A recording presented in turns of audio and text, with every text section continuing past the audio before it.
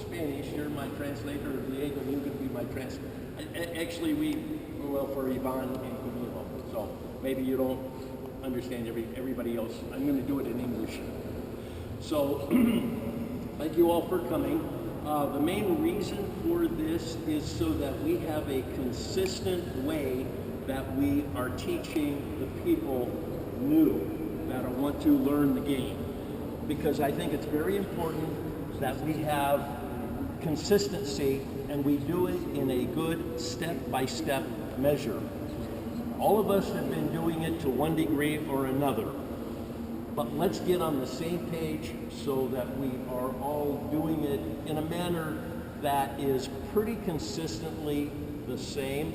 Everybody's going to have a little different form, not a problem. So, the first thing is, before we ever get on the court, before we ever take a paddle, there are a few things that we can be doing on the side. One of the things I'm going to preface this by is saying that how we go about that is dependent upon how many people we are teaching at that time. If you're teaching one person, 1-to-1, or 1-to-2, it's different than we've got a whole class of 6. We do clinics. Jose Jairo, Schneider, and myself do clinics, and normally it's going to be 6 people. How we conduct that is different than we go out and tell one person, 2 people, one-on-one. So I'm going to be saying some things that are going to refer to people that are in a group, and other things that are going to be for people 1-to-1, 1-to-2, 1-to-3. So, on the side, before we ever talk about anything, the first thing that I'd suggest that we do, look at everybody's shoes. Do they have the right kind of shoes to play this sport? A pair of running shoes are not the right shoes to wear. Why? They have no stability side to side. So, as an example, those are very good shoes. These are very good shoes. These are court shoes. Those are court shoes. Some of them that have that are more like running shoes are not very good. So, in general, make sure that the people are wearing the right kind of footwear. Other thing you might ask, do you have any disabilities? Do you have bad knees? Do you have bad hips? Do you have something wrong? Just ask them that so that you make sure that you don't train them in a way that could injure them more.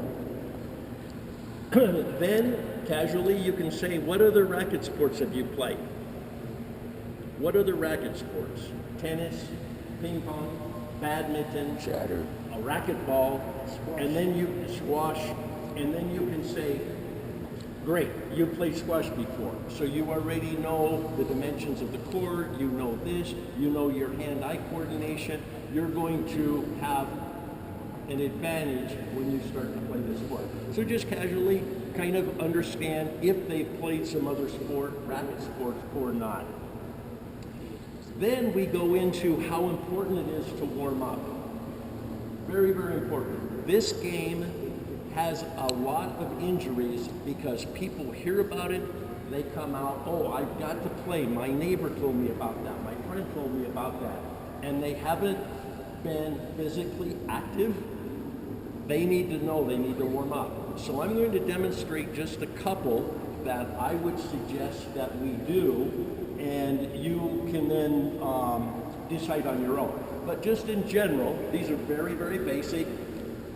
Stretch, and these are going to be modified. You go longer, other way, like this, stretch, stretch, stretch. And you all have, you've been an entrenador, you've been a trainer, you've been a teacher, so you know this. But the other one that I would encourage that we do is something like this. With this sport, there's a lot of side to side. So have an exercise like this. You know it, we've done it, but you know, not just 3 steps, but a good exercise like this. So you do that. Then another one you might do, because we have a lot of squatting. 1, 2, 3, squat. 1, 2, 3, squat. Go all the way up to wherever you're going to go. Don't turn around. We go backwards. 1, 2, 3, squat. 1, 2, 3, squat. Many, many others. You find ones that work for you that warm up the body. After that, after going through those type of things, then go into demonstrating. I'll take Dave as an example. So we go into demonstrating. This is now the first time that you give somebody a paddle. You've already done the other things. They're anxious to get a paddle. They're anxious to get a ball. They're anxious to go out on the court. Not yet. Step by step. So, you can explain. We use what is called the continental grip in this sport. You tennis players know continental, you know Eastern, you know Western. This one's the continental. Why? Give me your hand like we're shaking hands. Keep your hand there, and I'm going to place the paddle in your hand. And that, go ahead and grip it, that V lines up with the paddle. That's the continental grip. Now, why do we use the continental grip?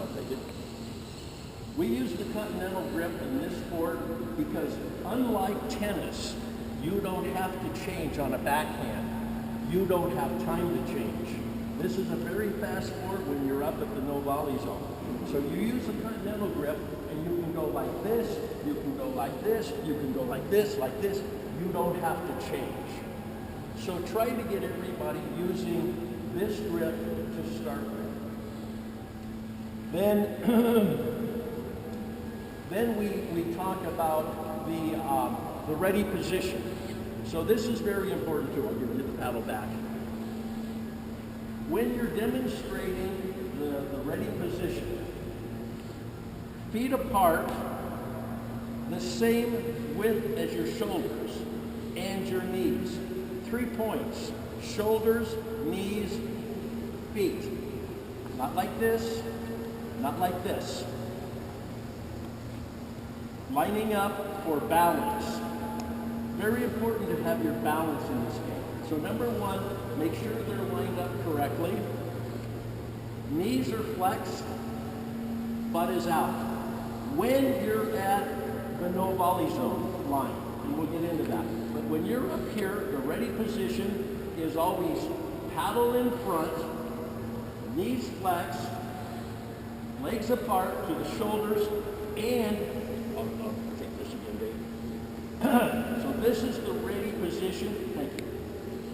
But not like this. Like this. Why? It gives you balance. It gives you support.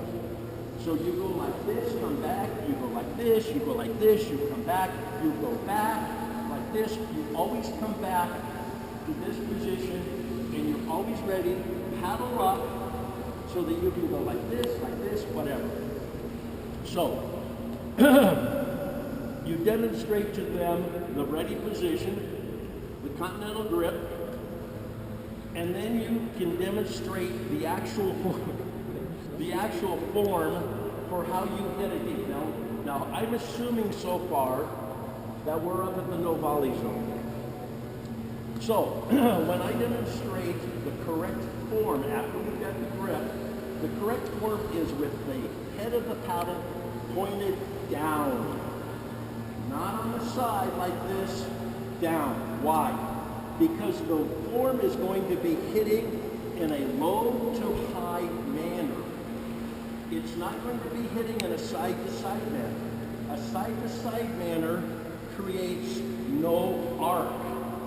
We want to create an arc so the ball goes up and over the net and lands in. So, that's the form for when you're up at the no volley zone. So, you can stop it there for just a second. All of those things are the things that you can do before you ever get on the court.